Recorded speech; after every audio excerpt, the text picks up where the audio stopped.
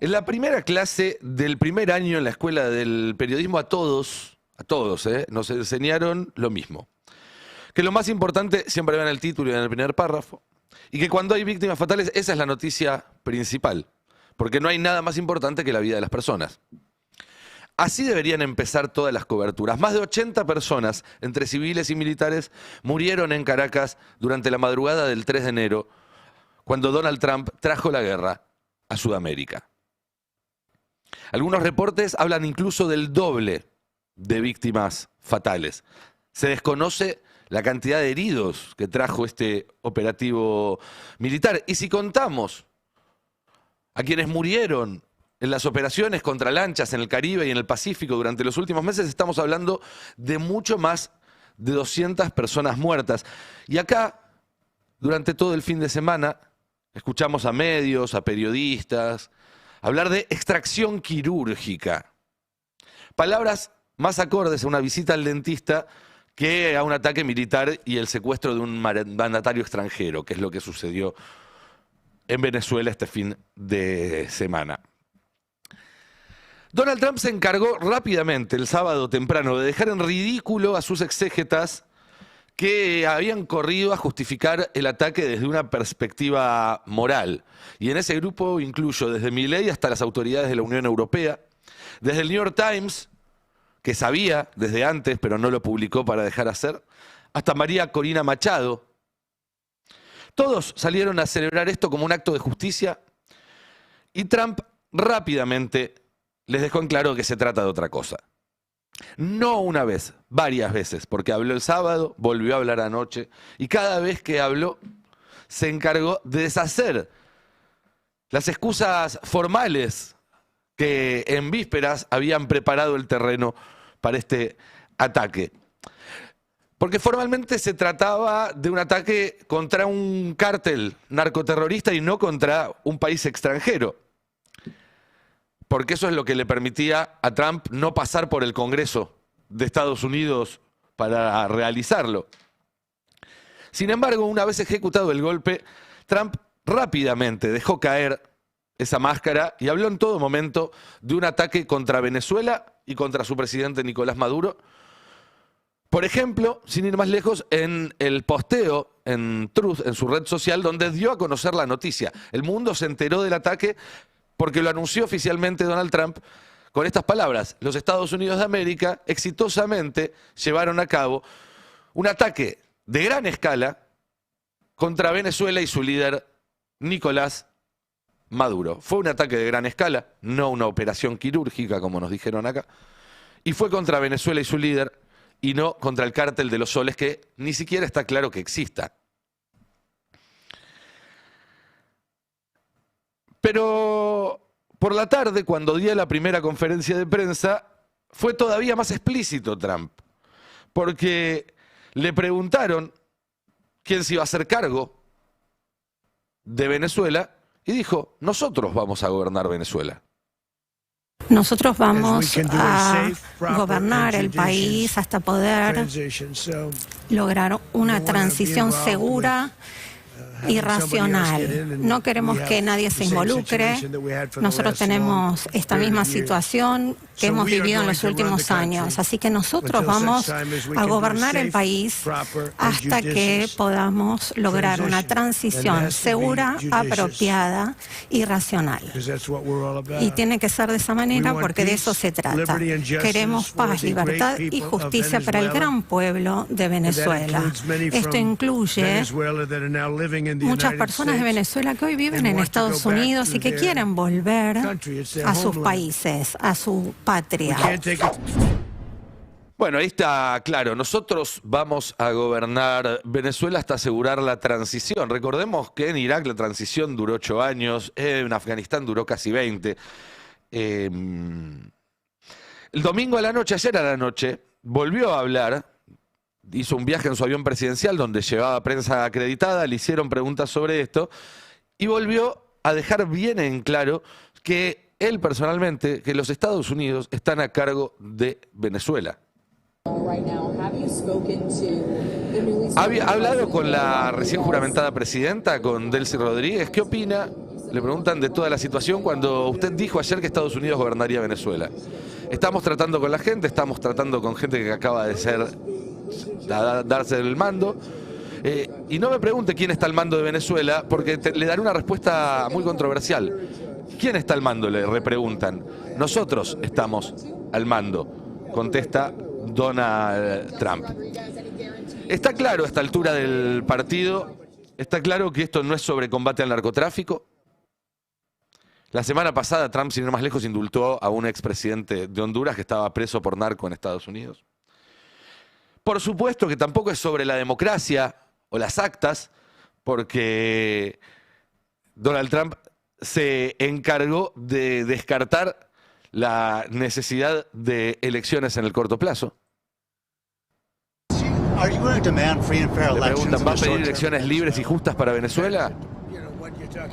Depende, dice. Primero tenemos que volver a poner el país de pie. Es un país muerto ahora y francamente, si yo hubiera perdido las elecciones, también seríamos un país muerto. Ahora mismo Venezuela es un país muerto y hay que revivirlo. Y las compañías petroleras van a tener que hacer grandes inversiones para hacer que funcione la infraestructura. Un pequeño detalle que tampoco escuché que se mencionara mucho en los análisis de este fin de semana. Donald Trump también desconoció el resultado de una elección y si se hubiera podido quedar, se hubiera quedado, como Maduro en el 24. No tiene mucha autoridad moral para criticar eso y por suerte no lo hace, sino que desembosadamente dice que esto no es para llamar nuevamente elecciones, tampoco es para poner a las autoridades que ganaron en el 24, ni González Urrutia ni María Corina Machado al frente del gobierno. Tampoco es por los abusos a los derechos humanos, porque uno podrá decir, bueno, no es por las elecciones, pero sí es para frenar los abusos a los derechos humanos. Y la verdad es que la estructura del madurismo sigue intacta.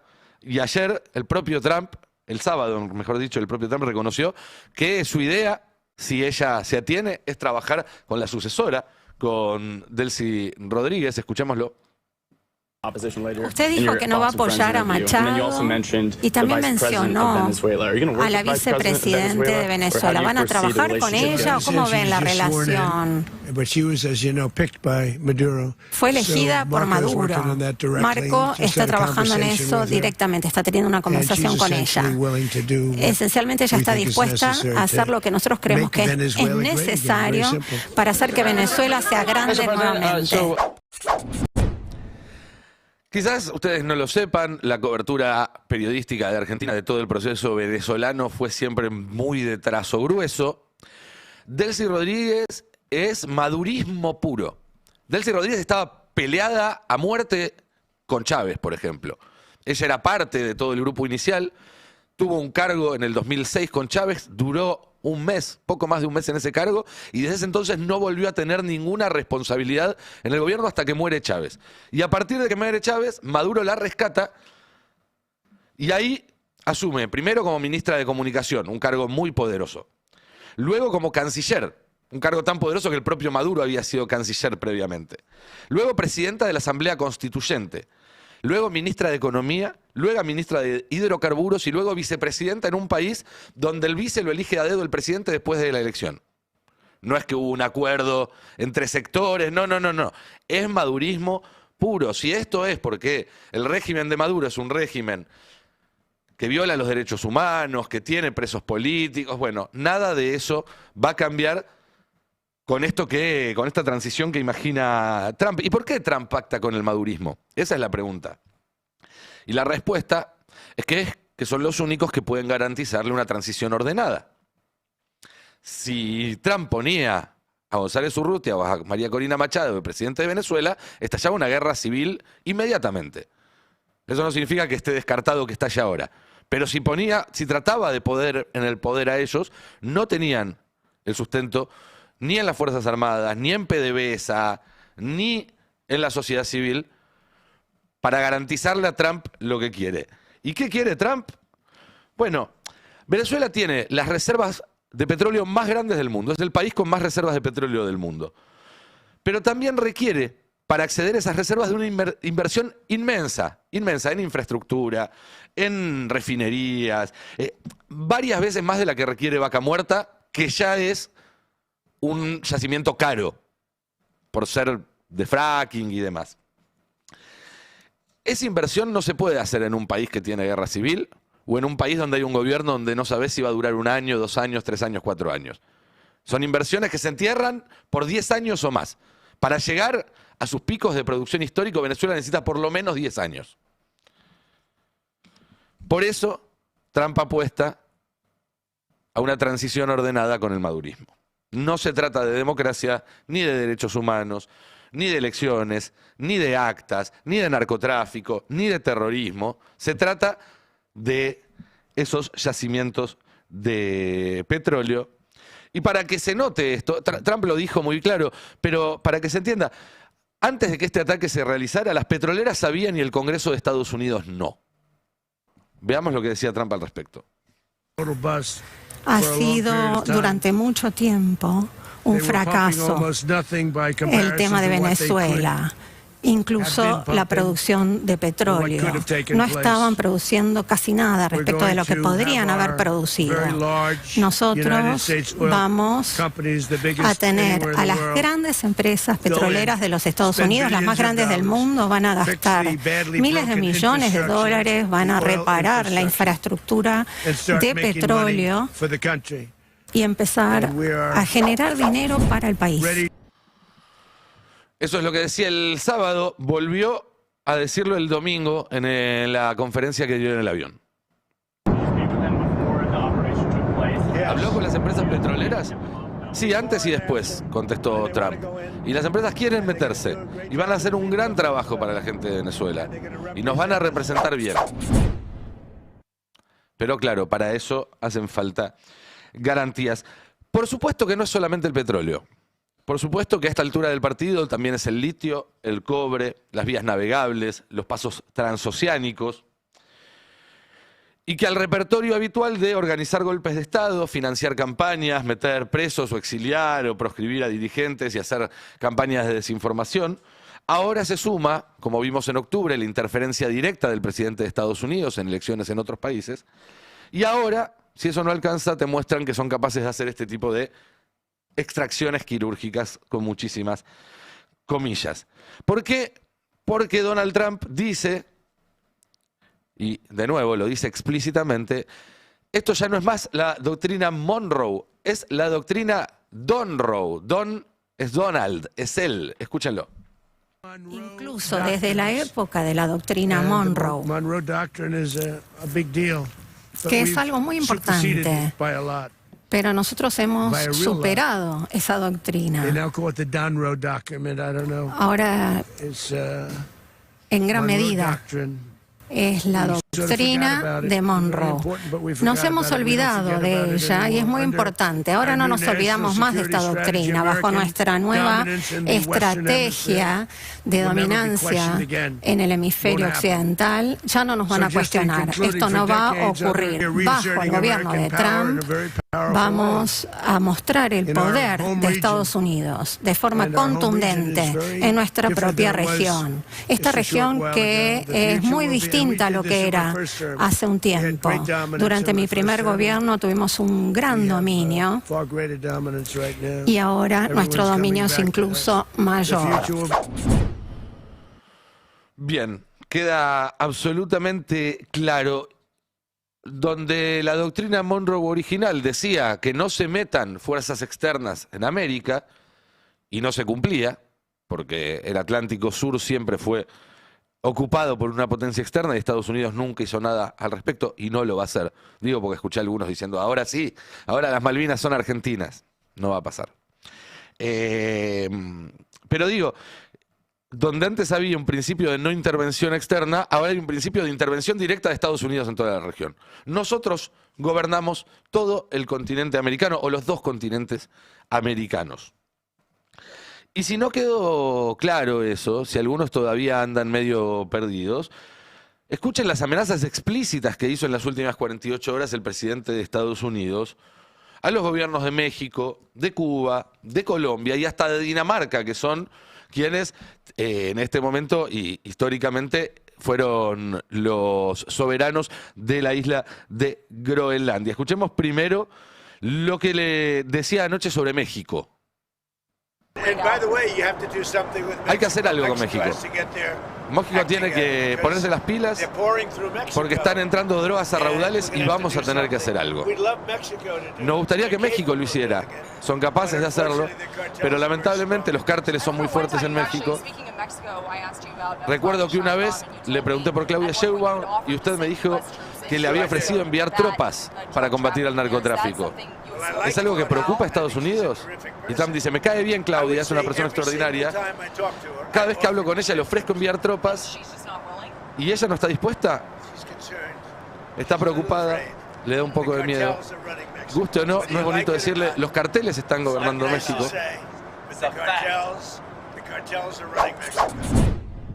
El corolario es obvio. Si son los cárteles los que están gobernando México, entonces Estados Unidos, como intervino en Venezuela, puede intervenir en territorio mexicano. Y no solo México, Petro y Colombia también están en la mira de Donald Trump. Fábricas de cocaína, tiene plantas donde produce cocaína. Y sí, creo que mantengo mi primera afirmación. Está produciendo cocaína y la están enviando a Estados Unidos, así que tendrá que cuidarse su trasero. Tendrá que cuidarse su trasero sobre un presidente del cual no pesa ninguna denuncia ni de fraude electoral ni de nada por el estilo. Simplemente que no le gusta. Lo volvió a amenazar a Colombia el día siguiente, Trump. Escuchémoslo. Colombia está muy mal, gobernada por un tipo muy enfermo al que le gusta producir cocaína y vendérsela a Estados Unidos. Y no lo va a estar haciendo por mucho tiempo más, déjame decírtelo. ¿Qué quiere decir con que no lo va a estar haciendo? No lo va a seguir haciendo. Tiene plantas y cocinas de cocaína, pero no lo va a seguir haciendo. ¿Va a haber algún tipo de operación de Estados Unidos? Eso suena bien, contesta Donald Trump, que también dijo que el gobierno de Cuba está a punto de caer.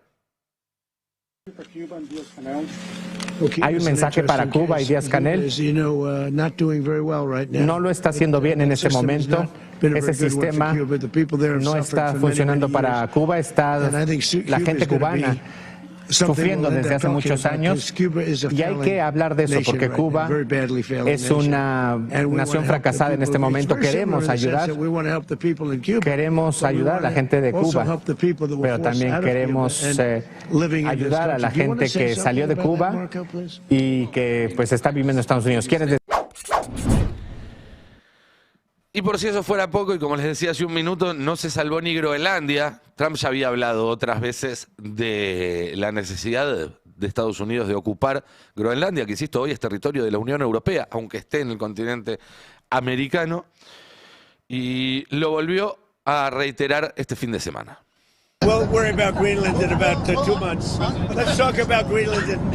Hablemos de Groenlandia en 2 meses, hablemos de Groenlandia en 20 días. Nosotros necesitamos a Groenlandia por un tema de seguridad nacional. Es tan estratégico el lugar que ahora está lleno de barcos rusos y chinos, todo alrededor.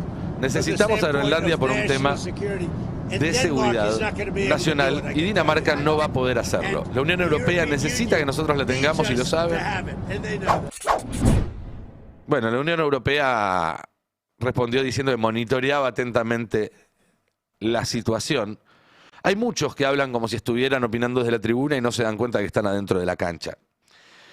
Y que el verdadero propósito, detrás del petróleo, detrás del litio, detrás de las razones de seguridad, es político y es la proyección de un gobierno hemisférico que irradie desde Washington hacia todo el continente por los medios que sean.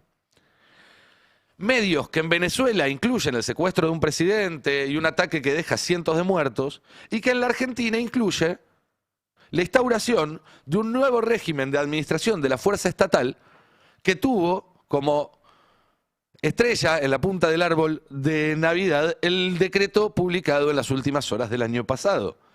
Una transformación que viene a borronear las fronteras que separan entre sí seguridad, defensa e inteligencia, algo que Estados Unidos viene pidiendo históricamente en todos los países de la región, y que instaura una suerte de estado de excepción permanente que permite brindarle al Estado facultades de disciplina interna constitucionalmente vedadas y que atentan con garantías la libertad, la seguridad y la privacidad de todos los argentinos.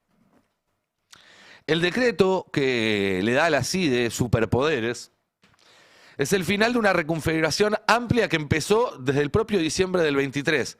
Primero con el protocolo antipiquetes, después con las distintas reformas que hubo a los reglamentos y estatutos de las distintas fuerzas, con las reformas que hubo a las reglas de empeñamiento de armas, con la ley antimafia, con la ley de reiterancia, con los presupuestos extraordinarios para la CIDE, con un milico al frente del Ministerio de Defensa.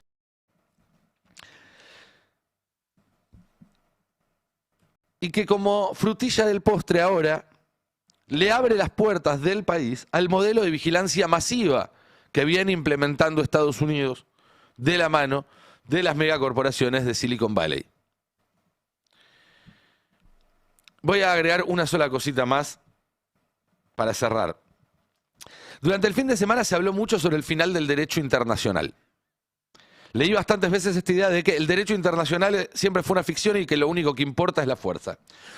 Lo cual es parcialmente cierto, pero abrazarse de forma acrítica a esa idea es muy problemático, porque a la frase el derecho internacional siempre fue una ficción y lo único que importa es la fuerza, le sobra una palabra, que es internacional. A ver, que Estados Unidos pueda meterse en Venezuela y secuestrar al presidente, y que la CIDE pueda meterse en su casa y secuestrarte, es parte del mismo contrato. Son cláusulas diferentes del mismo contrato. No hay una sin la otra. Y es cierto que el derecho internacional refleja, en el fondo, las relaciones de poder subyacentes, tanto como el derecho al interior de cada país refleja lo mismo. Pero yo diría más bien que no son ficción, son construcciones políticas. Y las construcciones políticas, normativo en este caso, tienen otro rol, que es el de proyectar ideas, proyectar ideales, proyectar valores. El principio de soberanía nacional quizás no sea suficiente para garantizar esa soberanía, para garantizar que no venga una potencia, te bombardee y secuestre al presidente. Pero que existe esa idea, existe la idea de que las naciones son soberanas y que existe esa aspiración de acciones, construye pensamiento, construye consensos y moldea el futuro. Las garantías procesales se violan sistemáticamente en la Argentina y en la mayoría de los países del mundo. ¿Pero alguien duda de que si no existieran, las arbitrariedades cometidas serían más y peores? La democracia, esta pobre democracia que tenemos, que nos queda, no garantiza la justicia social. Y es cierto que es necesario y urgente construir cimientos para una democracia distinta, mucho más robusta, más justa, más soberana, más democrática. Pero si deja de existir la idea de que tenemos al menos el derecho a gobernarnos a nosotros mismos y el deber de que ese gobierno garantice condiciones de vida digna para todos, entonces vamos a estar mucho más lejos de conseguirlo. Es muy bueno que Trump se saque la máscara porque permite discutir las cuestiones de fondo. No vamos a pasar un solo segundo más discutiendo si esto era para liberar a Venezuela de un terrible dictador o no. Pero es peligroso porque si se borran del discurso público ese tipo de debates, se borran también de los ideales y de los valores que proyectamos hacia adelante y entonces un futuro que responda a eso que queremos queda cada vez más lejos.